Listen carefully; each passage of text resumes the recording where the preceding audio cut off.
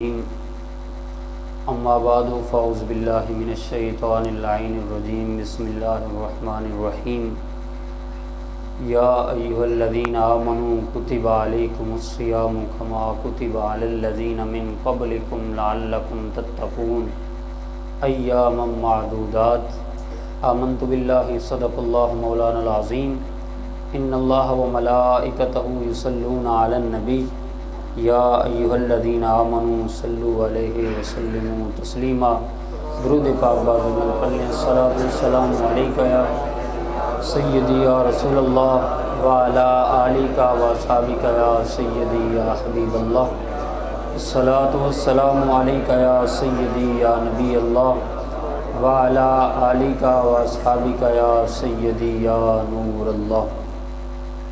اللہ رب العالمین کا کروڑا فضل و احسان جس کی توفیق خاص سے آج الحمدللہ رمضان المبارک رحمت کے عشرے کے پہلی صبح ہم یہاں اس کے گھر میں حاضر ہیں۔ دعا ہے میرا مولا ہماری یہ عاجزانہ حاضری اپنی بارگاہ میں قبول و منظور فرمائے اور رمضان المبارک کی پر نور ساعتوں کا صدقہ اللہ تعالی ہم سب کی بخشش اور مغفرت فرمائے۔ قرآن مجید فرقان حمید میں ارشاد فرمایا یا ایھا الذین آمنوا اے ایمان والو کتب علیکم الصیام تم پر رمضان کے روزے فرض کر دیے گئے کما کتب علی الذین من قبلکم جیسا کہ ان لوگوں پر فرض کیے گئے جو تم سے پہلے گزرے ہیں۔ مقصد کیا ہے؟ لعلکم تتقون تاکہ تم تقوی اور پرہیزگاری کے منصب تک پہنچ جاؤ۔ آگے وضاحت فرما دی ایام معدودات یہ چند گنتی کے دن ہیں، گزر جانے ہیں۔ رمضان المبارک اللہ رب العالمین کی ایک بہت بڑی نعمت ہے۔ کل کے لیکچر میں روزے کی تاریخ کے حوالے سے فضیلت کے حوالے سے کافی باتیں عرض کی، آج مزید عرض کیے دیتا ہوں۔ اللہ رب العالمین نے پیارے مصطفیٰ علیہ الصلاۃ والسلام کو یہ شان اور عظمت عطا فرمائی ہے جس طرح نبیوں کی صف کے اندر اللہ نے اپنے پیارے حبیب کو مقام عطا فرمایا ہے جو اور کسی نبی کو نہیں عطا فرمایا۔ اسی طرح جب کتابیں عطا فرمائیں تو ہر کتاب کی شان بلند اور بالا ہے، لیکن جو عظمت قرآن کو ملی ہے اور کسی کتاب کو نہیں ملی۔ اسی طرح جب رحمتیں تقسیم کرنے کی باری آئی تو رب ذوالجلال نے جو مہینہ رحمت، مغفرت اور جہنم سے آزادی کا اپنے پیارے حبیب کو عطا فرمایا ہے اور کسی نبی کو نہیں عطا فرمایا۔ حضرت مولا علی المرتضیٰ آپ فرماتے ہیں کہ اگر اللہ تعالیٰ نے امت محمدی کی بخشش نہ فرمانی ہوتی تو دو چیزیں کبھی بھی اس امت کو عطا نہ کی جاتی۔ پوچھا گیا کون سی؟ فرمایا اللہ تعالیٰ سورۃ الاخلاص عطا نہ کرتا اور رمضان عطا نہ کرتا۔ صحابی حضور کی بارگاہ میں حاضر ہوئے، عرض کی کہ یا رسول اللہ میں جو بھی نماز پڑھتا ہوں نا، ہر نماز کے ساتھ جو سورت ہے وہ بھی پڑھتا ہوں اور ساتھ سورۃ الاخلاص بھی پڑھتا ہوں۔ حضور نے پوچھا کہ میں نے تو حکم دیا ہے کہ فرض کے اندر تکرار نہیں ہونا چاہیے، اگر اور صورتیں تمہیں آتی ہیں تو ہر فرض کی ہر رکعت کے اندر اور باقی نوافل سنن وغیرہ کے اندر مختلف قرات ہونی چاہیے، تو تم ہر رکعت کے اندر سورۃ الاخلاص کیوں پڑھتے ہو؟ عرض کی یا رسول اللہ مجھے اس سورت سے پیار بڑا ہے، اس سورت سے محبت بڑی ہے۔ اللہ کے نبی نے ارشاد فرمایا اے میرے غلام سن لے، اگر تو قرآن کی اس سورت سے محبت کرتا ہے جب تو جنت میں جائے گا وہاں بھی یہ سورت تیرے ساتھ ہوگی۔ پھر ارشاد فرمایا جس نے اس سورت سے محبت کی یا رمضان المبارک سے محبت کی اس کے حقوق بجا لایا، فرمایا کل یہ سورت بھی اس کی شفاعت کرے گی، رمضان المبارک بھی اس کی شفاعت کرے گا۔ حضور نے ارشاد فرمایا الصوم جنۃ من النار، فرمایا یہ جو روزہ ہے نا یہ جہنم کی آگ سے ایک ڈھال کا کام کرتا ہے۔ جنگ کے اندر فوجی جب جاتا ہے تو اس کے پاس تلوار بھی ہوتی ہے، نیزہ بھی ہوتا ہے اور ایک ڈھال ہوتی ہے جو دفاع کرنے کے لیے ہوتی ہے۔ جب تیر وہاں سے دشمنوں کی طرف سے برستے ہیں تو وہ آگے سے ڈھال اس طرح کرتا ہے تاکہ اس کو تیر وہاں تک نہ پہنچے اور اس کو پیچھے روک دیا جائے۔ فرمایا روزہ ایک ایسی ڈھال ہے، کل قیامت کے دن جب جہنم کی آگ لپکے گی تو روزہ اس کے لیے ڈھال بن جائے گا۔ روزہ ایک ایسا مقام بندے کو عطا کرتا ہے، فرمایا لعلکم تتقون، بندہ روزے کے ذریعے تقوی کے مقام تک پہنچتا ہے، اور اتنا اعلیٰ تقوی بندے کو ملتا ہے کہ ایک ٹریننگ بندے کی کروائی جاتی ہے، ایک تربیتی ورکشاپ ہوتی ہے کہ اگر تم اس سے گزر گئے تو باقی جو زندگی تمہاری ہے اس کے اندر بھی تم کامیاب ہو۔ وہ کیسے کہ جتنی بھی حلال چیزیں ہیں اللہ رب العالمین نے فرمایا کہ وہ تم نے چھوڑ دینی ہے۔ اب ایک بندہ بند کمرے کے اندر موجود ہے، زبان کانٹا بنی ہوئی ہے، حلق سوکھ چکا ہے، معدہ جو ہے وہ بالکل خشک ہو چکا ہے، اور اس خشکی کی وجہ سے بدبو اٹھ رہی ہے، منہ سے بو آ رہی ہے، لیکن بندہ اس بند کمرے کے اندر لاک لگا ہوا ہے، ہر چیز اندر موجود ہے لیکن نہیں کھاتا، کیونکہ میرا اللہ مجھے دیکھ رہا ہے۔ تقوی کے اس مقام تک بندہ جا پہنچتا ہے۔ روزہ بندے کو یہ عملی مشق کرواتا ہے کہ اے بندے، اگر تو کچھ کھائے گا، کچھ پیے گا، دنیا جہان کا بندہ کوئی بھی تجھے نہ دیکھے، لیکن تیرا مولا تجھے وہاں بھی دیکھتا ہے جہاں کوئی نہیں دیکھتا ہے، اس لیے کہ علیم بذات الصدور ہے۔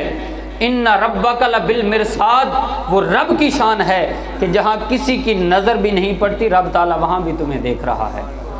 روزہ بندے کو وہ مقام اور مرتبہ عطا کرتا ہے کہ بندہ ایک عملی مشق کے ذریعے اس مقام تک جا کر پہنچتا ہے کہ ایک مہینہ، فرمایا تم اگر اس پر عمل کر لو گے تو جب عید کا چاند طلوع ہوگا رب ذوالجلال تمہارے جتنے بھی گناہ ان کو صاف فرما دے گا۔